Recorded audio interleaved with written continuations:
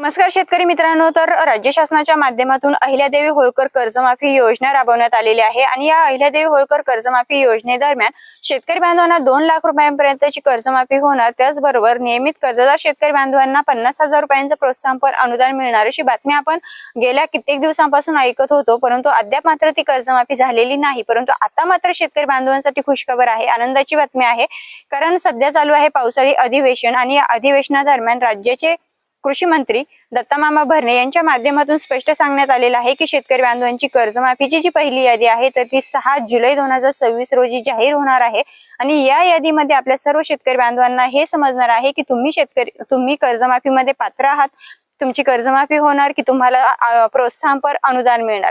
मित्रांनो, यापूर्वी म्हणजे कर्जमाफीची पहिली यादी जाहीर होण्यापूर्वी राज्य शासनाच्या माध्यमातून कर्जमाफी मध्ये अनेक महत्त्वपूर्ण अशा अटी घालण्यात आलेल्या आहेत।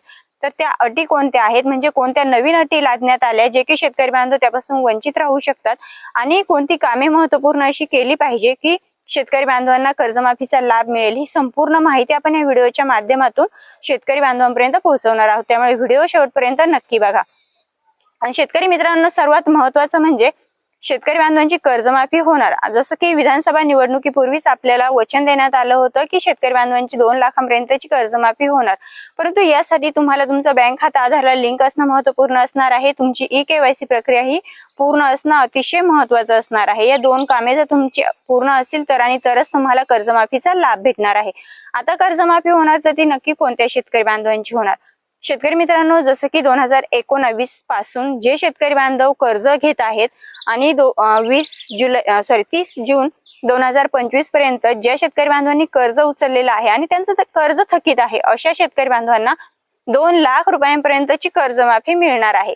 परंतु जे शेतकरी बांधवांनी आता यामध्ये महत्त्वपूर्ण अशी अट घालण्यात आलेली आहे की जे शेतकरी बांधव रेग्युलर आहेत कर्जमाफीसाठी, तर म्हणजे ज्या शेतकरी बांधवांनी रेग्युलर कर्ज घेतलं आणि रेग्युलर भरलं देखील, म्हणजेच ते रेग्युलर आहे, थकीत नाही, तर अशा शेतकरी बांधवांना 50,000 रुपयांचं अनुदान मिळणार अशी माहिती आपण आतापर्यंत ऐकत होतो। परंतु आता मात्र राज्य शासनाने यामध्ये महत्त्वपूर्ण अशी अट घातलेली आहे आणि या अटीचा जर आपण विचार केला तर अनेक शेतकरी बांधव आता कर्जमाफीपासून वगळण्यात येतील।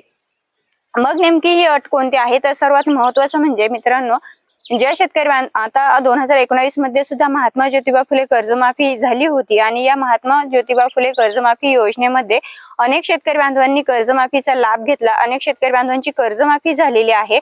परंतु ज्या शेतकरी बांधवांनी 2019 मध्ये कर्जमाफीचा लाभ घेतला ते शेतकरी बांधवांना 2026 मध्ये 2 लाखांपर्यंतची कर्जमाफी ही मिळणार नाही। ही महत्त्वपूर्ण अशी अट राज्य शासनाच्या माध्यमातून घालण्यात आलेली आहे आणि यामध्ये जास्तीत जास्त शेतकरी बांधवांचं मोठ्या प्रमाणावरती नुकसान होणार आहे।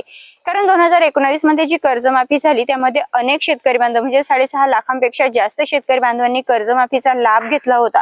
मग जर त्यांनी 2019 मध्ये एवढ्या शेतकरी बांधवांनी कर्जमाफीचा लाभ घेतलेला असेल तर तेच शेतकरी बांधव आता 2026 मध्ये देखील थकीत शेतकरी आहेत। मग त्या शेतकरी बांधवांना 2 लाखांपर्यंतची कर्जमाफी न मिळता फक्त आणि फक्त 50,000 रुपयांचीच कर्जमाफी मिळणार आहे। म्हणजे येथे शेतकरी बांधवांचं मोठ्या प्रमाणावरती नुकसान होणार आहे आणि या राज्य शासनाच्या माध्यमातून जी काही अट घालण्यात आलेली आहे तर या अटीमुळे शेतकरी नेत्यांच्या माध्यमातून असेल अनेक आक्रमक अशी आंदोलने करण्यात आलेली आहे आणि या आंदोलनादरम्यान राज्य शासनाच्या माध्यमातून शेतकरी नेत्यांना शब्द देण्यात आलेला आहे की आमची जी संघटना आहे की आमची जी कमिटी स्थापन करण्यात आलेली आहे तर या कमिटीच्या माध्यमातून यामध्ये बदल करण्यात येतील। म्हणजे ही जी अट आहे तर या अटीमध्ये बदल करण्याचा विचार केला जाईल, परंतु सध्या तरी कुठल्याही प्रकारचा बदल करण्यात आलेला नाही। सध्या जी कर्जमाफीची अपडेट आहे त्यामध्ये असं सांगण्यात आलेलं आहे की ज्या शेतकरी बांधवांची 2019 मध्ये कर्जमाफीचा लाभ घेतला त्या शेतकरी बांधवांना 2 लाख रुपयांची कर्जमाफी न होता फक्त आणि फक्त 50,000 रुपयांचीच कर्जमाफी होणार आहे। ही जर अट रद्द करण्यात आली नाही तर अनेक शेतकरी बांधव कर्जमाफीपासून वंचित राहणार आहेत। आता महत्त्वाचं म्हणजे ज्या शेतकरी बांधवांनी 2019 पासून 2025 पर्यंत कर्ज घेतलेलं आहे आणि ते परतफेडही केलेले आहे, म्हणजे ते नियमित कर्जदार शेतकरी बांधव आहेत, तर अशा शेतकरी बांधवांना 50,000 रुपयांचं अनुदान मिळणार अशी माहिती देखील कृषी विभागाकडून असेल किंवा राज्य शासनाच्या माध्यमातून मिळत आहे।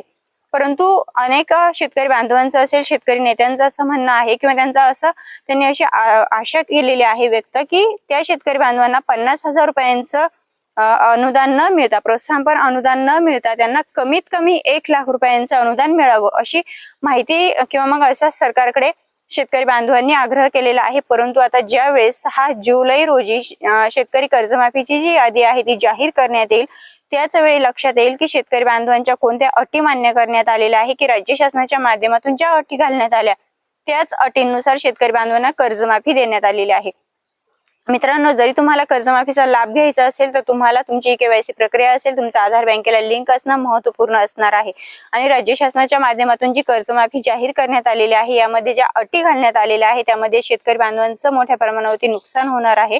जर या अटीनुसार कर्जमाफी झाली तर खूप शेतकरी बांधव यापासून वंचित राहणार आहे, कारण 2019 मध्ये अनेक शेतकरी बांधवांनी कर्जमाफीचा लाभ घेतलेला आहे। तुम्हाला 2019 मध्ये कर्जमाफीचा लाभ भेटला का?